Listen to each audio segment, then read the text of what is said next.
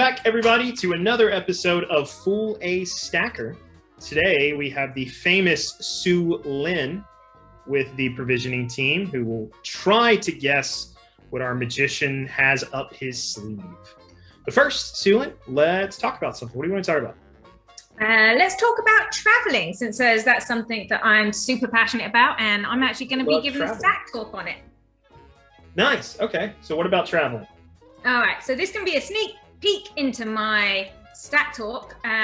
So for me, I've always loved traveling. I remember traveling when I was a child with my parents. We would go around Turkey, Thailand, all over. My parents were very big on traveling, and that was something I always looked forward to. And then when I was about 18, I remember taking a gap year and was like, I'm gonna go by myself and just explore the world. And so I took off and went to Rio de Janeiro, to Chile, around Australia, New Zealand, Southeast Asia, and then that's how I ended up in the States and met my husband. Was supposed to go back to uni, didn't. Took me a few years before I finally went back to uni, and that ended up being stateside. And so ever since then, I was gone for supposed to be a year, ended up leaving for a couple years. And then I met my husband, we settled down and had kiddos.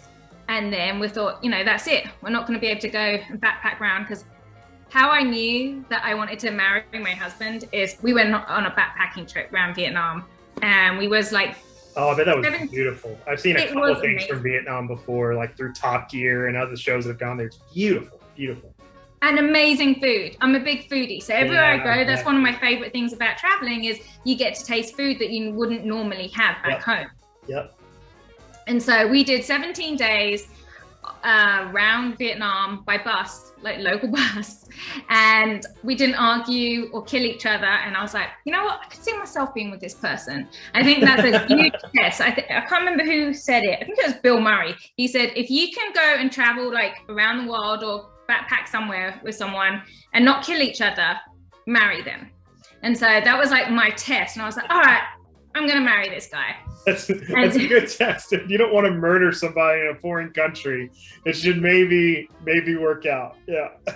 And so me and my husband, we had a kid, and then had another one. We're like, okay, that's it. Guess, we're settled down, buy a house in suburbia, move out of LA, and we moved to Texas. I lasted 4 years in suburbia, Texas, because I was like, yeah, I'm going to be a stay-at-home mom. We'll move to Texas, and then we can afford to do that. And after that 4 years, my kids, then they started working again. My kids were in daycare, and I was like, this sucks. Why can't we travel? Why don't we just do this? So we upped and rented out our house, sold off all of our stuff, put some things in storage, and went and backpacked. My kids were aged 2 and 4, and we were supposed to go for 6 months to go around Guatemala, Panama, and Costa Rica. And then that 6 months turned into a year doing international. And then we got back and we ended up buying a school bus and converting it into a tiny home, and then traveled for a year and a half around the States. And the only reason why we came back is that Casper, my oldest, had to start first grade. And so we're like, okay, because I was like, I'm not doing homeschooling. Power to people that can do it. I'm not a homeschool mom. So came back, settled down. That's the whole reason why we bought a house in this neighborhood in the first place, is because it was, blue ribbon, great school for the kids, settled down. And so now, Casper's in his last year, about to go into his last year of elementary.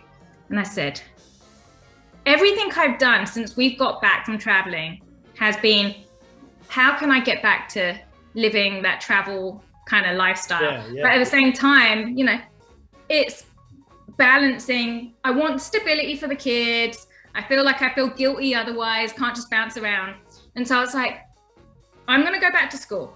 I'm going to get a job where I can be remote and still get paid well. So that's why I went into tech. And then we're like, yeah, we're going to move to Mexico. And the kids can be in one spot. They'll go to a private school over there. We'll settle down, get a house for like a year or 2 years. And so that's my next adventure that I'm so excited and I've been planning. And we fly out in August to go start finding places to go live. And if we find somewhere in August, we'll be moving out in May. That's amazing. And then you can find out more about this on my Stack Talk. Oh, Alethea Robertson, go away. Well, on that note, Richard, are you ready to try to fool the traveling Soolin? I am. I really thought that you had already like timed out your little like theme for check out my stack Slack talk or whatever. That's impressive, but just a ringtone. So I'll get my video camera here switched over.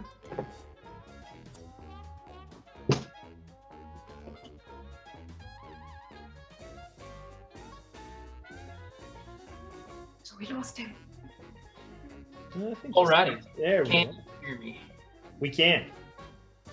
Perfect. Okay, so for this trick, using a deck of cards, obviously, since I am a somewhat kind of a card magician.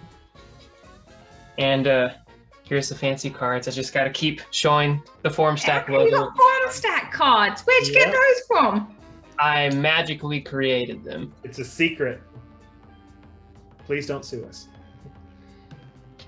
But for this trick, instead of it being your typical pick a card, look at a card, find a card, this is more of a, I'm going to show you a few things with cards, 4 cards specifically, and you'll just kind of follow along and enjoy.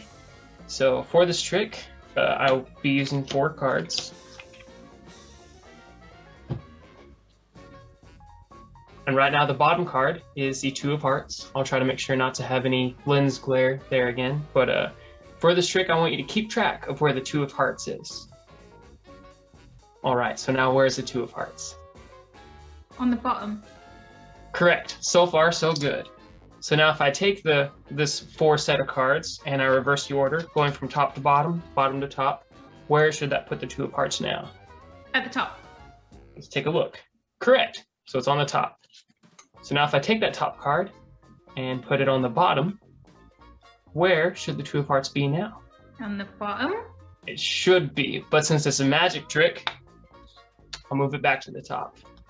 So now I'll take this top card and I'll put it in the middle. Technically not the middle because there's an even number. So where should it be now? In the middle? It should be, but since it's a magic trick, it's going to stay on the top. So then I'll deal off this top card. And we take a look, and it's still on top. Deal off that card, and it was still on the top. So you're probably thinking, I have 4 cards that are all the 2 of hearts, right? Yeah. What if I told you that none of these 4 cards are the 2 of hearts? I'd say no. Well, if we take a look, the top card is actually the 10 of spades. Let's take a look at that second card. That is also a 10 of spades. And the third one is a 10 of spades. If we take a look at the bottom one, that's also a 10 of spades. So I think I counted 4, we'll count again. So there's 1, there's 2, there's 3, and there's 4.